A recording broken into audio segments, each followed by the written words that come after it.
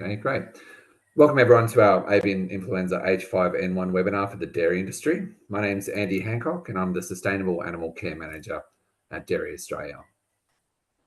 I'd like to start by acknowledging the traditional custodians of country throughout Australia and their connections to land, sea and community. We pay our respects to their elders, past, present and emerging, and extend that respect to all Aboriginal and Torres Strait Islander people online with us today. Thanks very much for joining. We've actually had about 350 people register for today, which really highlights that this is an important issue for the Australian dairy industry. We know and understand the threat of avian influenza strain H5N1 entering Australia is something that the dairy industry is very concerned about. And many people across the industry and government have been working hard to ensure we're as prepared as possible for a potential incursion. Before we start the webinar proper, I thought I might set the scene with a short anecdote. A couple of weeks ago, my wife and I were walking along the beach and came across a dead penguin, which was clearly only recently dead. I made an offhand remark that this may be the first H5N1 case in Australia. And my wife, who is a government vet and clearly a more diligent vet than I, said, you may be right. I better grab a sample for testing. Fortunately, she had some gear in the car to appropriately collect the penguin, and she sent off a sample the next day. Now, don't worry, it was negative. But this event made me think about how we can all contribute to biosecurity. Yes, there are big government and industry preparedness programs, and they're really important. And we're going to hear a bit more about those today. But what's just as important is you guys in the audience who are working with animals every day. Those little things that we can do every day in our own businesses, they don't seem like a lot, but combined, they make a crucial contribution. In short, biosecurity is a shared responsibility. Anyway, I thought that would be an appropriate scene setter for today's discussion, as the speakers will aim to provide you with that information to help you make your contributions to the larger effort. So before we get started, some housekeeping. Please note that this webinar is going to be recorded and will be circulated via email, along with being made available on the EAD preparedness website that Ash has just shared with you on the link, on the chat. There's a Q&A button available at the bottom of your screens, and I encourage you to submit questions at any time throughout the webinar. Your questions will come through to Ashley Gardner, who's the Stakeholder Engagement Issues Manager at Dairy Australia, who many of you will know, and she will facilitate a Q&A following the presentations. Whilst it's unlikely that we'll be able to answer all of the questions submitted during the webinar, we'll be documenting them all, and we'll look to address as many of these as possible through the FAQ section or other resources available on the emergency animal disease page provided in the chat just now. Before we start with the presentations, I'd like to apologise on behalf of Dr. Brant Smith, who's the National Animal Disease Preparedness Coordinator at the Department of Agriculture, Fisheries and Forestry, apologies. Brant's unwell today and unable to attend, but in his place, we have a very capable replacement in Dr. Luke Osborne, who's the head of the HPAI task force at DAF. So thanks very much, Luke, for joining at short notice. Luke will provide an update on this task force, which is the Australian Government HPAI Preparedness Task Force, as well as the government response to H5N1 to date. So without further ado, I'll pass on to Luke. Thanks again for your time. I'll hand over now.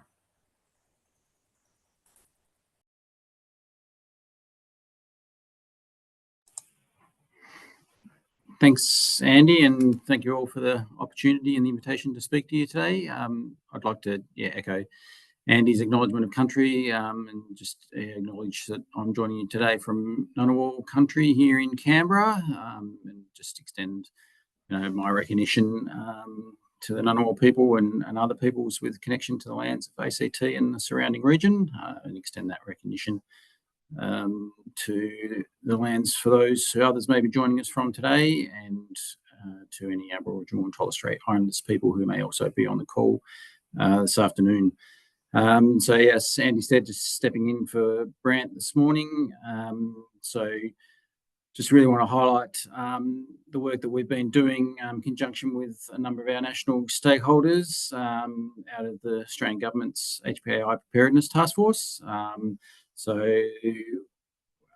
As people will probably appreciate, we remain the only continent free from H5N1 HPAI, but we know the risk is increasing, particularly on that migratory bird pathway, and we've been really looking to enhance national preparedness activities in recent times, just building on our well-established national systems and approach to emergency animal disease preparedness more broadly across our biosecurity system, which remains central to everything that we're doing in terms of protecting Australia's agriculture, our economy, environment, and human health.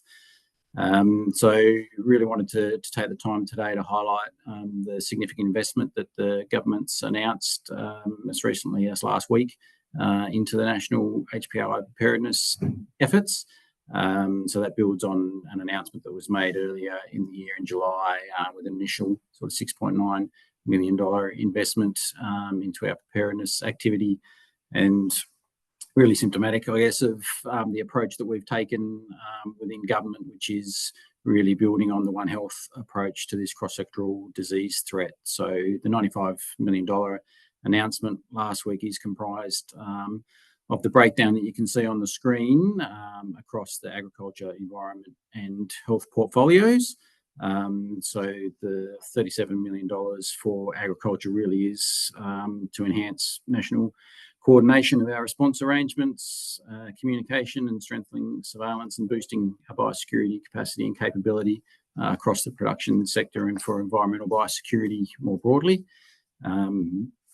At the money for the environment sector there, 35.9, is really to focus on preparedness planning and protective action on an evidence-based approach to some of our most at-risk species and important natural places. And our colleagues in the Department of Environment are leading those elements, and the human health component there really focusing on our national preparedness to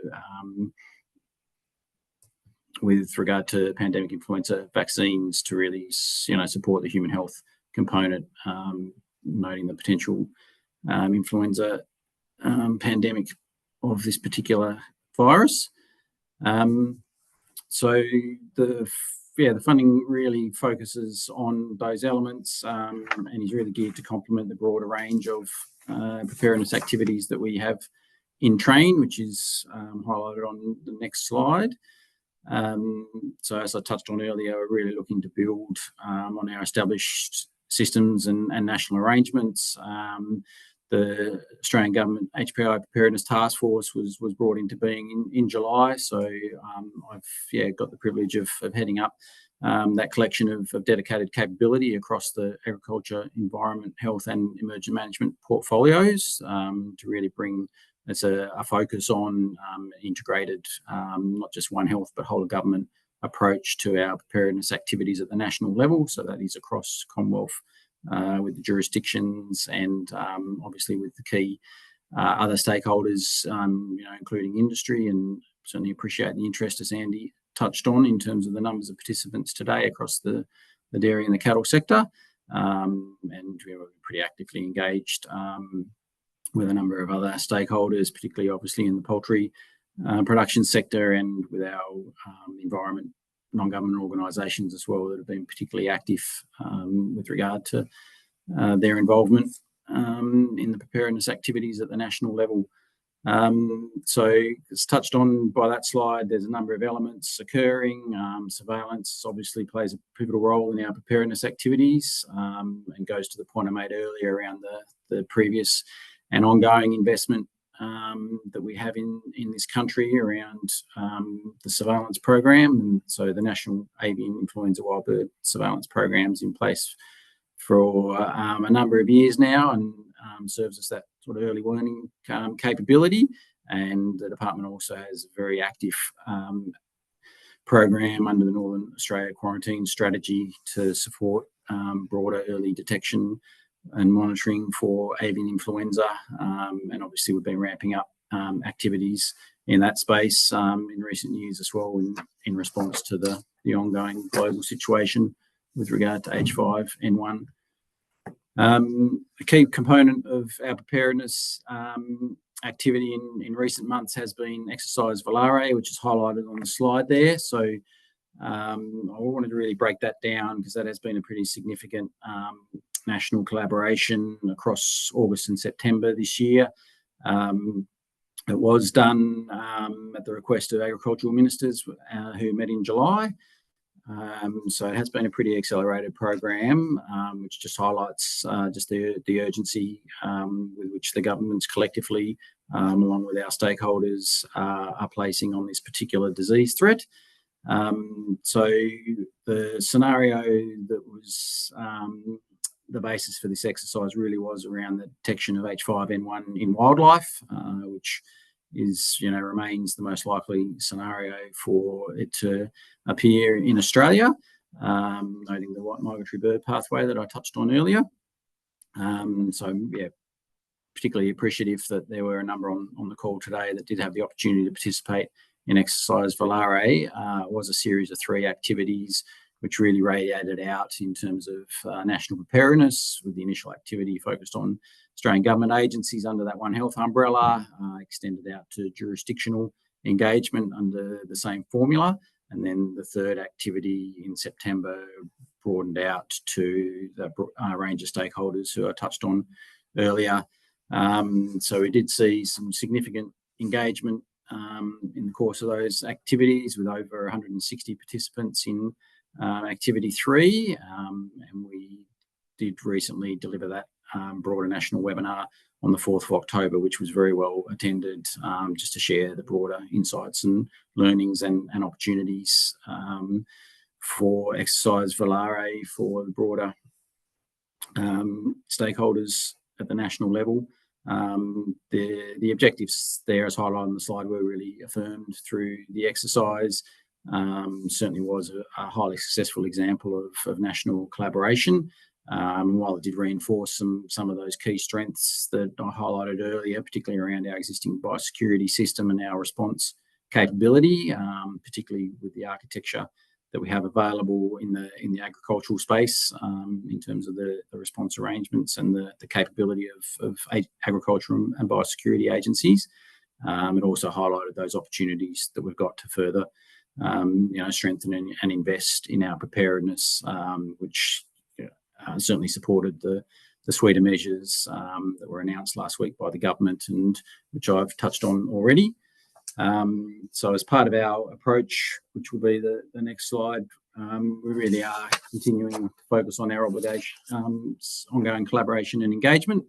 Opportunities like today, really symptomatic of that approach that we're adopting nationally, not just in response to the biosecurity threat, but also the strong and active stakeholder engagement in how we can collectively complement each other's efforts in the biosecurity space. As Andy touched on, it is a shared responsibility, so we all do have our roles to play in the national system. And we've been particularly active over the last 6 months or so in particular, noting the emergence of this particular strain in the US, which I'm sure my colleague Dr. Brian Clark will get on to in a minute, in terms of some of the technical characteristics and the insights and experiences there.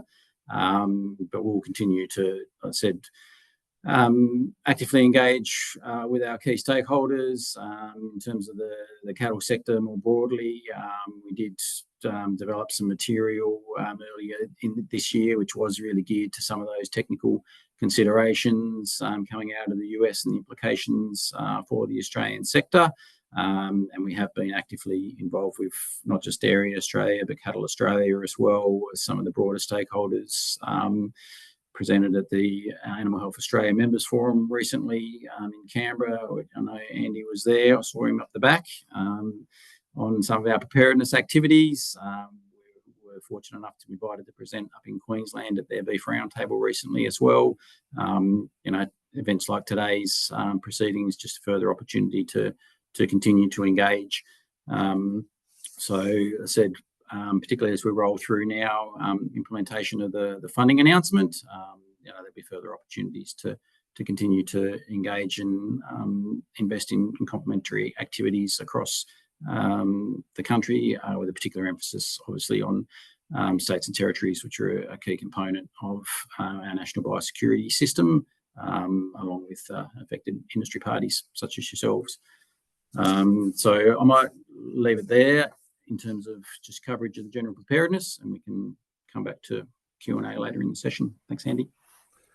Great. Thanks very much, Luke. And again, appreciate you coming in at short notice. It's really encouraging to hear about these significant additional resources that the federal government's investing into HPAI preparedness.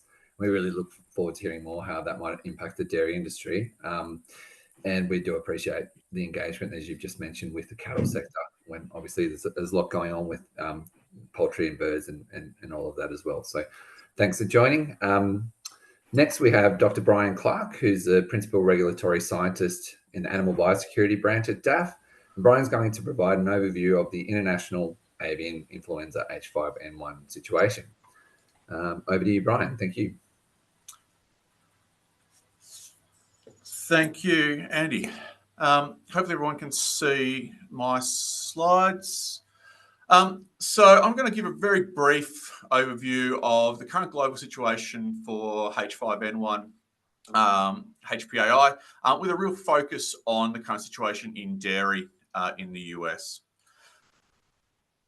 So for a bit of background, the current dominant HPAI strain spreading globally is H5 2.3.4.4b.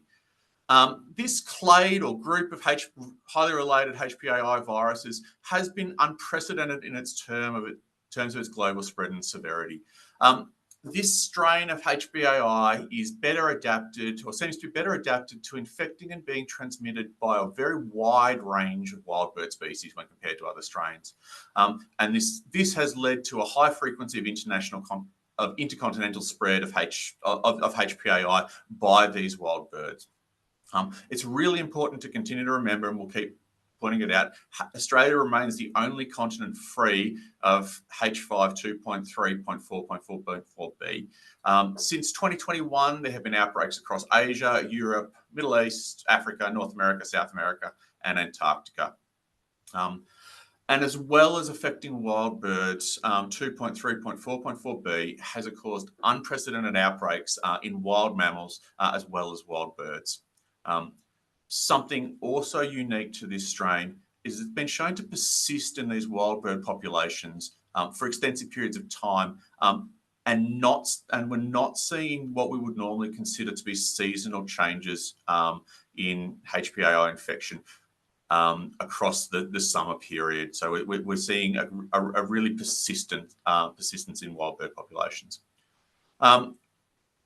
Uniquely and importantly, in March 2024, HPAI H5 was detected in dairy cattle in the United States. For this strain, infection dairy in the US is unique, as despite the persistence of virus and infections across the globe, no other detections of H5 HPAI have been reported in cattle. So, as of last week, 305 dairy herds across 14 states have been infected with H5N1 HPAI, and there have been 10 cases in people exposed to dairy cattle in these states. There are several important factors which kind of contributed to this extensive spread of virus. Most importantly, HPAI was not expected in cattle, and the initial clinical signs were mild, and clinical signs are mild. So that led to a delay of detection of these initial cases. And because of this delay, there had been significant interstate movements prior to confirmation of H5 HPAI. So the story so far was initial clinical investigations of an unexplained illness in dairy cattle started in late January 2024, with HPAI not being confirmed until 2 months later on the 25th of March. By this time, the virus had spread in dairy across numerous states with reports of decreased milk yields, and shortly thereafter, the virus was confirmed in 8 other states. From the genome of the virus, the genetic evidence suggests that the virus was circulating in cattle for approximately 4 months prior to the detection in March 2024. Given this is such an unprecedented situation, there's still quite a lot we don't know about the routes and modes of transmission, although there is evidence that the virus is spread by cattle which are not showing clinical signs of disease. one of the good things about this is we can learn from the United States. And should HPAI arrive in Australia, we will be much better prepared and informed to detect HPAI early and reduce any possible transmission. So the HPAI H5N1 situation in the US really is unique. It's associated with a specific subclade or subgenotype of H5N1 known as B313. And so B313 is the result of reassortment or the blending of the circulating H5 HPAI virus with US origin low pathogenic avian influenza gene segments. So this is a virus that is unique to the United States, and B313 has never been detected outside the United States. The infection of the dairy population in the US is most likely, and we believe, to have originated from a single bird to dairy cow interaction or spillover in late 2023. And then the transmission has continued to spread between cattle.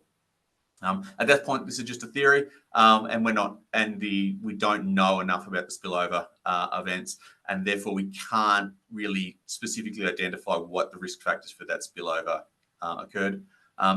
It's most likely and may have been completely random. The right virus at the right place, or the wrong virus at the right place at the right time.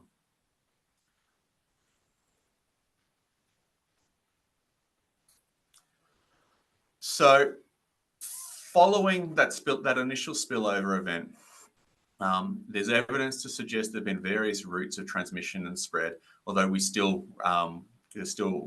a great deal we don't know. So continued transmission between premises really has been associated due to interstate and regional movement of livestock, people, and equipment. We do suspect cattle to cattle transmission does occur, although the exact mechanism is still being studied. Most possible that this is viral transmission through contaminated fomites or equipment or mechanical means, including through the milking process.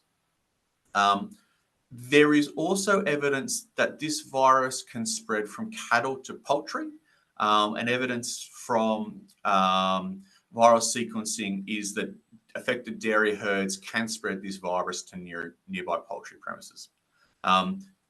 At this point, a great deal of work is still being undertaken to understand this cattle to bird transmission. And there has also been transmission from cattle into other mammals and avian species. So most notably, virus has been found in cats, which have been found dead or nearby some affected dairy farms, and have been detected with the same virus that's found in the same cattle. And cats that have been fed raw colostrum and milk from infected cows showed about 50% mortality. So we know that there is lots of virus in milk. So in Australia, our locally circulating LPAI viruses are unique. We have our own unique strains of these viruses. And in Australia, these viruses are naturally carried by wild birds, so including ducks, and these birds don't really show any sign of clinical disease. LPAI in Australia is known to spill over from wild birds to domestic poultry occasionally, and we've seen this recently through H7 spillover in New South Wales, the ACT, and Victoria. These H7 viruses are not the same as the HPAI viruses we see internationally, and there have been no reports of any local domestic associated avian influenza viruses affecting dairy cattle or any other mammals in Australia. So in Australia, we've had 8 outbreaks of HPAI since 1976. And in each of these cases, we believe the source of these outbreaks is the domestic LPAI viruses introduced into poultry through the local wild birds. And previously to these current H7 outbreaks, all of these outbreaks have been successfully eradicated, and we are moving towards eradication of the current H7 outbreak when we have not seen any new detections in any property since early July. So, what is the risk of HPAI H5 entering Australia? Australia is currently free from HPAI H5N1. However, we have seen this particular strain spread rapidly and in an unprecedented manner between the continents. So we really must be prepared. So the Australian government is working with our states and territories and experts on risk assessments around the currently circulating H5N1 strains. And there's a risk assessment that was finalised in 2023 and is available on the Wildlife Health Australia site. This report concluded that the risk has increased and that there are several factors which have contributed to this. Primarily the ability of the currently circulating H5N1 strain to infect a greater range of wild birds than are normally susceptible. So this report doesn't address the risk that the specific B313 North American genotype entering Australia. However, it's worth noting that this is very unlikely to be the same risk as the globally circulating H5 HPAI 2.3.4.4b. This B13 strain is currently unique to the United States and has not been detected outside the United States, even in its neighbouring countries. So, and it's really worth keeping in mind that despite the huge number of HPAI H5 infections we've seen around the globe, throughout Europe and Asia, we've never seen this virus spill over into cattle anywhere else other than the United States. So whilst we can't completely rule out the likelihood of the North American B313 strain arriving in Australia, or indeed an unrelated spillover event occurring, it really is quite unlikely. B313 has not been seen outside the United States, including in Canada, and really we have not seen any other H5 spillovers into cattle, really despite the ongoing circulation of these viruses. So what I might do is just leave it there, and then more than happy to discuss any questions as we go into the panel discussion at the end. Great. Thank you very much, Brian. That was a really useful technical overview of the spillover event that's happened in the US and gives us a better understanding of what that means for us from a risk perspective. I guess now to segue back to what does it mean for Australia, our final speaker is going to talk about, I guess, a dairy-specific overview of what's happening in the US and how that might occur in Australia and some important biosecurity measures that farmers can take to prevent the risk of spread and the impact on their farm. So I'd like to introduce Dr. Zoe Vogels, who's the National Milk Quality and Biosecurity Lead for Dairy Australia. Over to you, Zoe.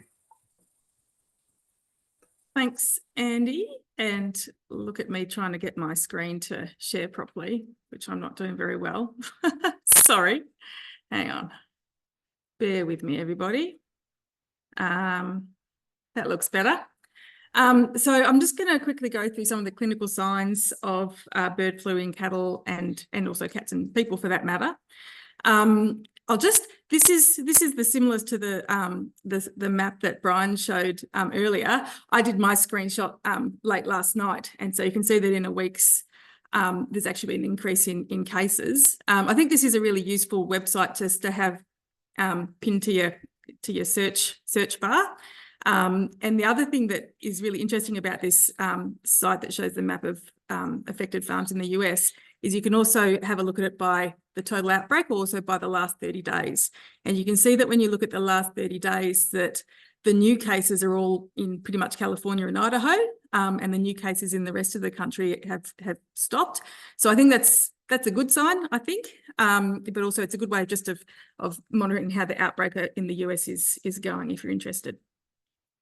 In terms of what are the clinical signs of bird flu in dairy cattle, I've just got a slide that kind of shows what's been reported in terms of most common to least common.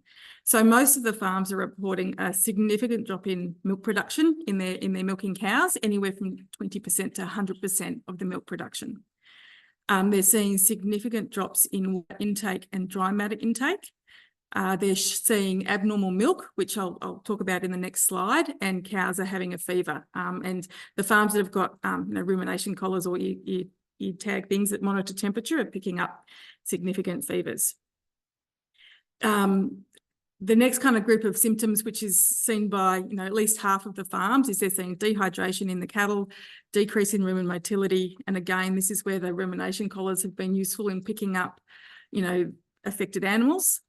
They're reporting abnormal feces, which is anywhere from really dry, tacky feces to diarrhea. They're reporting nasal discharge, which might be clear, it might be a bit pussy, or it might be blood stained, and an increase in respiratory rates. And then the least common group of symptoms that people are reporting in their cattle is pneumonia and laboured breathing. So that's like really significant lung disease. Some of them are reporting abortion in cattle. They're reporting lameness, and they're also reporting neurosigns. And so the neurosigns was a little bit unclear. They just said neurological.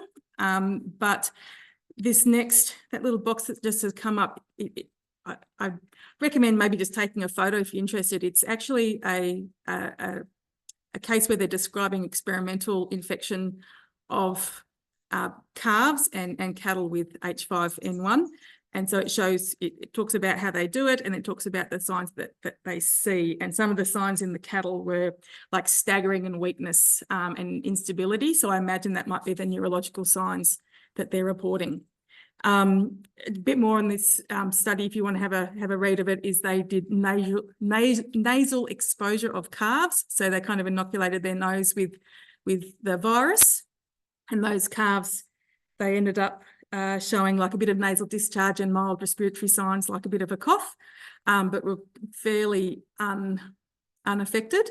And in the cows, they actually introduced the virus into the quarters of all four quarters, introduced it directly, and those cows were quite sick. So they had the drop in milk production, they had the fever, they had the drop in water and dry matter intake, and they were really significantly affected, in part possibly because they were given quite a large dose. In terms of the clinical signs in milk, this is just a photo from another case study where they reported what they found on farm. There's a change in consistency, so it might be lots of clots, there might be flakes, it might be thickened, or it might be clear. And the thickened, they're kind of talking about like colostrum, so really, really thick rather than milk consistency, and also discoloured. So obviously from those photos there, yellow, red, brown, grey, but really pretty gross. And as Brian mentioned earlier, high levels of the virus are detected in the milk, but also in the udder tissue of cows that they've post-mortemed, of those clinically affected cows. And I think Andy asked me this earlier, is it all four quarters or single quarters? And I think I remember reading that it's not always all four quarters. Sometimes it could be 1 quarter or 2 quarters that are affected with this change in milk. In terms of what the impact's been at the herd level, the proportion of the herd that's been affected, and this is going by what's been reported, in the news and in some of the government reports. For most of the states, it's been anywhere from 5 to 25% of the herd affected. I think red one there was up to 40%. But recently, I think in the last month with California farms being affected, that proportion's a lot higher, anywhere from 50 to 60% of the herd affected. So if you're like a 3,000 cow farm, that's 1,500 cows that are affected. They suspect that why it's been so bad in California compared to the other states is that there has been a significant heat wave. So this is just the temperature they grabbed last night for October in California, in the Central Valley. And you can see that, you know, it was at 40 degrees Celsius, so and quite higher than average. In terms of the mortality rates, generally quite low in most of the states that they've reported. In California, again, it's been a lot higher, so 10 to 15% of cows dying. And, you know, if it's really, really hot and you're sick with bird flu and you don't actually want to drink because that's how you're feeling, they're more likely to get dehydrated, and then obviously they're more likely to die. So I think this is important to take note of, that weather conditions might be impacting, you know, morbidity and mortality rates. In terms of other impacts for the herd, the bulk milk cell count it rises up to double and can take a month or two to get back to the baseline. And also, so for cows that do recover, like, I mean, they get sick and then they slowly recover, they'll never reach that milk production that they were making before that they were sick. So for example, you know, she might have been making 45 litres, she gets sick, and when she does recover, she's not making any more than, you know, 30 to 35 litres. So it can be a significant drop in milk production. One of the figures I think it's a bit hazy is how many cows are actually culled. So they might have survived, but they might not still be on the farm. And that's a figure that I can't find, but perhaps contributed to the spread of the disease between farms. And this is just something to take a photo of and have a read of it in your own time. It's just a farmer talking about how it impacted his farm and how he detected it and how he treated his cows and just what it was like. So I think it's a useful thing to kind of read and get an idea of what farmers are going through. Brian mentioned this again, bird flu in dairy cats. At least a quarter of the farms that have had bird flu have reported having dead cats that had access to colostrum and waste milk. They see depression, incoordination, blindness, circling, and nasal and ocular discharge before they die. And on post-mortem, it's encephalitis, so brain infection, pneumonia, and myocarditis, so which is inflammation of the heart. So really not a nice way to go at all for these poor cats. And this clinical disease and the lesions that they're seeing is consistent with the previous disease detected in cats with H5N1 infections. So like there's been cats detected with bird flu in America in the last couple of years, but they've been from, you know, consuming wild infected birds or wild poultry. So it certainly ties in that it's an oral infection from drinking the milk.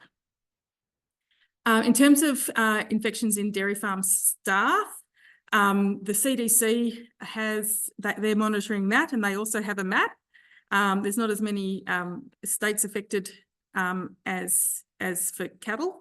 And so in terms of so these are official cases that have been, you know, confirmed by health authorities. That, you know, there's a couple in Michigan, one in Texas and Colorado, and a lot in California. And I imagine that's because there's a lot more cows affected. So there's going to be greater exposure to infected animals. And I guess just a note, like there's also some poultry workers in there as well. So I think it's probably important to clarify when people talk about numbers of people officially infected, you know, some are poultry workers, some are dairy workers.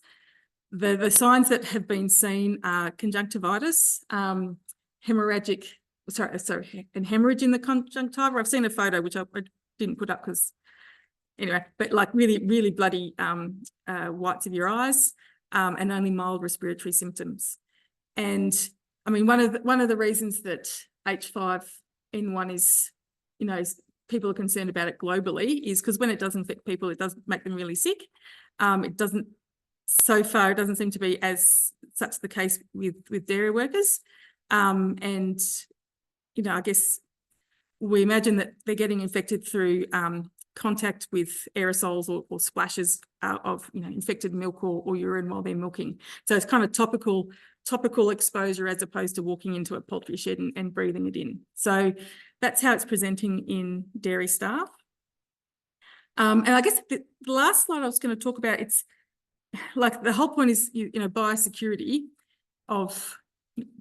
and how do you prevent, bird flu from coming onto your farm. So there's a lot of things that have to happen, for that to happen. Like it's got to come, the virus has to actually enter Australia, get into the wild bird population and then somehow expose itself to cattle. I just found this is a useful way, I think, of thinking about what it is that you can do. And it's called like the zones of control or something. So the first zone is the things that you just can't control or influence. Then there's things that you can influence. And then there's things that you have control over. So for example, we've got no control over whether bird flu enters Australia. There's lots of migratory birds. They all got these different pathways and you've got no control over that. So you don't have to worry about that because what will be, I guess. The next thing is things you can influence. So we do have some way of influencing whether it gets onto farm. And this is just kind of back to Andy's talk about, the penguin that they found on the beach. Like we want to reduce the kind of the infective pressure coming from, birds and wildlife. So we want to detect it early. We want to somehow, do whatever we can to assist, people working with wildlife to reduce the impact. So, for example, the first thing you can do is you can get the Emergency Animal Disease Watch hotline on your phone. Like I've got it on my phone. So if I come across a penguin and, I know what number to call. So that's something that we can all do. We're influencing it, but not having total control. The other thing, is just you can influence how it gets on your farm. For example, having a closed herd, not buying stock. So it was in America, Brian said, it's been spread through animal movements. That's something that you can do. You can't control the birds that come onto your farm necessarily, but you can control what cows come onto your farm. You could not have, make sure that you don't have shared tracks between vehicles and stock. There's still a bit unsure as to how much of a role vehicles are playing, but you could, if there's no contact between them and cattle, then that's something you can try and minimise. And then there's things that you really do have a control over, and that's how it would spread on farm if it does happen to arrive, which I think is actually quite important to reduce its impact. So, for example, milking, there's infective virus in the milk, and we know through that experiment that if you have it on intramammary tubes or it can get into the teat, then it can cause infections. So you milk your mastitis cows in a separate herd so that there's no shared teat cups. You don't feed calves raw milk if it happens to arrive. So just to reduce any risk of them getting infected through drinking milk. And you make sure you've got protective clothing for staff. So the CDC's got guidelines as to, best things to wear. I mean, obviously gloves and aprons and things like that, but, masks, goggles, face things, a little bit of a kind of a throwback to COVID, but, if you can prevent getting bird flu, that would be great. So that's just, I guess, something for you guys to think about, draw your circles and start filling it in as we go. And I'm done there, Andy. So on to Q&A, I think. Yeah, thanks very much, Zoe. That was a fantastic presentation. We'll get stuck straight into the Q&A because I've got about 15 minutes, a bit over. So we've got an opportunity to address some of the questions that have come through during the webinar. Please feel free to put some more in the Q&A if you have some. On our panel today, we've got the two guest speakers that you've just heard from, so Dr. Brian Clark and Dr. Zoe Vogels. And we'd also like to welcome Justin Toohey, who's joining.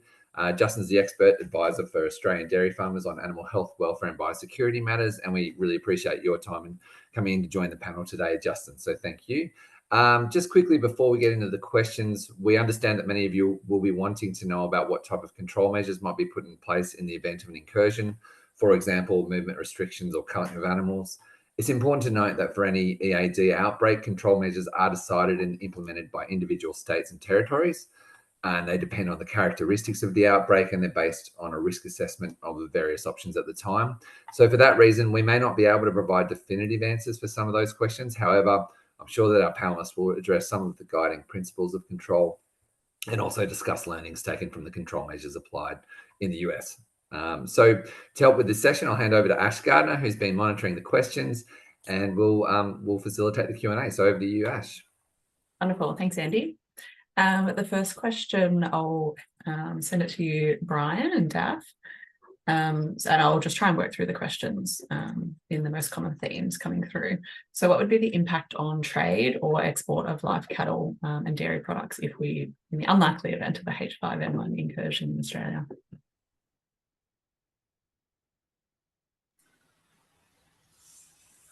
Thanks, Ashley. Luke, do you want to grab that one out of the task force, or otherwise I'm happy to? I think we've still got you here, Luke. Or not?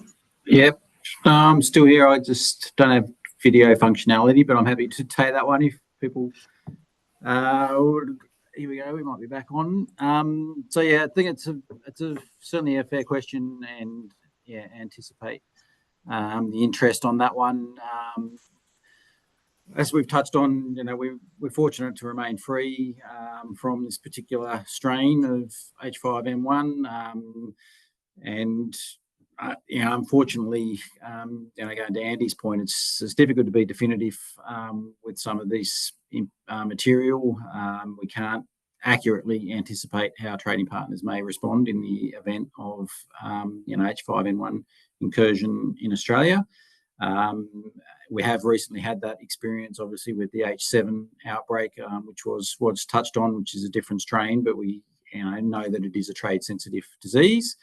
And importing countries, in the same way that Australia is entitled to, based on their own science and risk-based assessments, can introduce measures if they are so inclined.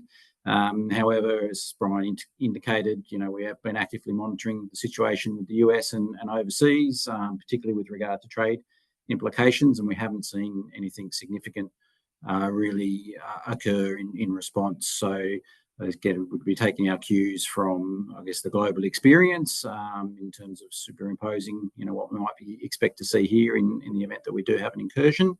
But ultimately, I think we can, while there's no guarantees, take a reasonable level of comfort that we haven't seen any significant implications. Okay, thanks, Luke. Justin, I might send this one to you. So would there be a livestock standstill or movement restrictions implemented in the unlikely event of an outbreak? I feel like I need to add that disclaimer at the end of the question. Yeah, thanks, Ash. Yeah, as we've been, from all the presentations, we're feeling our way a little bit here, but we do know that chief veterinary officers of the affected state or territory will be making the decisions on this. It's very unlikely we'll have a national livestock standstill. That tends to be restricted only to foot and mouth disease incursions, so we're planning for that. But in this case, it'll probably be movement restrictions applied to the specific farms that are showing infection. So there'll be quarantine put on those farms. I think incubation for this disease period, the incubation period, sort of 2 to 9, or 2 to 7, 2 to 9 days, that sort of thing. And there tends to be 2 incubation periods to cover with a quarantine period. So farms would be quarantined for potentially 20, 21 days, certainly the case in the US. And that quarantine would mean livestock restrictions, movement restrictions from that farm. But there may be a choice made by the chief veterinary officers to extend beyond the farm, just into a more localized region or a restricted area a bit further out. But again, that's a decision we can't predict at this stage. Thanks. Thanks, Justin. And I think another one for you, would my herd be culled if we had H5N1? I don't believe it's happening in the US. There's no sort of standard order to cull herds. It'll be a dairy farmer decision as to when they return to production. As Zoe pointed out, there'll be reduced production from individual animals, and how well they recover will be a matter for the farmers to decide. But I doubt there'll be any order from the chief veterinary officer culling. Thank you. And Zoe, maybe to you for this one. We've had this come through a couple of times. Will pasteurisation kill any H5N1 in the vat, for example? Yes, I realise I probably should have mentioned that in the talk, because that's a really important thing. So, like, when it first arrived, they were looking for it in products on the shelves. They could find the DNA of of the virus, but no infective virus. So they've done several studies on pasteurisation of milk. They've set it up to replicate really well commercial pasteurisation, which is 72 degrees for 15 seconds. And it was effective at killing the virus. And they had a range of viruses, from above what you would even expect to have subclinical cows in the vat. And it was effective. So yes, for that specific commercial pasteurisation, they haven't looked at, there's other ways of heat treating milk, during processing, which they haven't investigated. But for the most, for the key commercial pasteurisation, yes, it is effective. Thank you. And another one for you, Zoe. So in your presentation, the clinical signs you talked about there, was that natural or experimentally infected? Yeah, that's a good question. So that was naturally. So the three big ones were what the farms are reporting in America, and they really did match what was also seen clinically in that study. Though that study, I think that was quite a big dose that they were exposed to. So their cows were really sick. But obviously, if you have 100% milk loss, you're pretty sick. If you have 20% milk loss, you're not as sick. So yeah. Thank you. And one more, Zoe, and then we'll move to someone else. Right. Is there a test for H5N1 for dairy cattle in Australia? So I guess there's not currently one in Australia specific for dairy cattle, but there is a lot of diagnostic tests in America. So, that'd be something we'd be able to implement pretty quickly. I would say that in America, they do have, you have to do diagnostic tests before you can move cattle across state lines. Colorado has actually implemented compulsory weekly bulk fat monitoring, which would probably explain why they have a high number of detected cases, because they're picking up all cases. And there is they've implemented started a voluntary testing program, which as of last night had 64 farms who'd signed up for it. So not a high voluntary sign up, but yes, so there's certainly tests that you can do of bulk milk. Great, thank you. Brian, I might send this one your way. If the virus is in milk and can infect birds and other animals, what's the best way to dispose of the milk?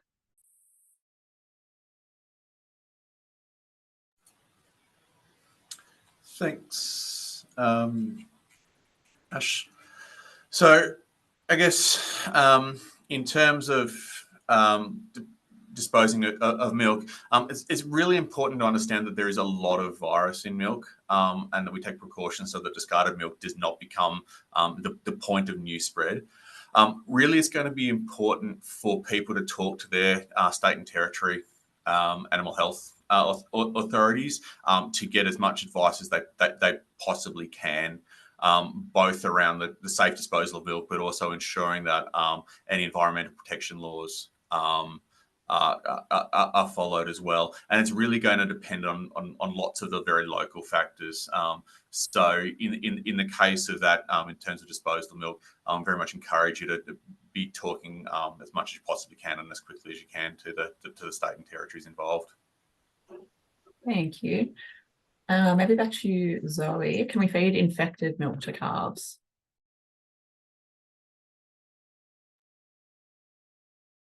Sorry, I'm just trying to unmute myself. I would say no. They haven't, I've tried to find any reports of disease in calves in America. They have more set up for pasteurising waste milk and before they feed them. And so they have actually been feeding pasteurised waste milk in the outbreak, and I can't find any reports of calves, but I would not, in light of those calves, the dairy cats getting sick from drinking milk. I would just assume that, yes, let's just assume that calves could get sick from drinking milk as well, and I would not do it. So buy milk replacer instead, rather than, or buy a pasteuriser, but that's a little less harder to set up quickly. But no, I wouldn't feed it. Absolutely. Justin, I might send this one your way. So noting the information Luke shared around the stakeholder engagement and the beef roundtable, is there a concern about potential infection with beef cattle at all? I'd probably like to lean on Cattle Australia to answer that, but I suspect the reason that dairy is implicated so heavily is the constant contact between the cattle, between the livestock and with humans and with fomites. So you can imagine pasture-fed dairy beef cattle would be probably quite safe, other than exposure from wild birds flying over that happen to be infected and happen to drop the virus in the spot where the exact animal's sitting, versus dairy operations that are quite intense relative to that. So I think it'd be quite a low risk for the beef sector. Yep. Even lower than for dairy. Yeah, thank you. So we move back to you. Is there a vaccine for H5N1, and if not, are they developing one? There's not a vaccine, but they have put asked for interests for someone in America to start developing a vaccine. So I think that's just a watch this space. And I realised that I was trying to share the links in my document to everyone in the webinar, but I realised I've just shared it to just the hosts. That's fine. You've sent them all to me. I'll make sure. So apologies. Get all the links. Yeah, I will get the links to Ash to give to you. Sorry. Yeah. No, that's absolutely fine. So we've got you. What other animals on my farm can be infected? I think that's a good question. So, if you've got chooks, I've got a photo of a chook we used to have at our dairy drinking milk from a colostrum bucket. So I'd assume that your dogs could get infected because foxes can get infected in America. So any feral foxes, dogs, alpacas can, chooks, birds. Just assume that mammals can get infected, I would say. But I guess maybe also start thinking about, well, what actually does have access to milk on my farm? And maybe I should control that access. Thanks, Zoe. Brian, maybe this one for you. Daff, so I have a lot of birds on my farm. How can I control them?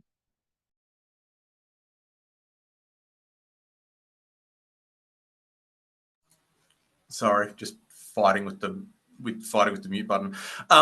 So the best way to deal with wild birds is to make the farm as unattractive as possible to those birds.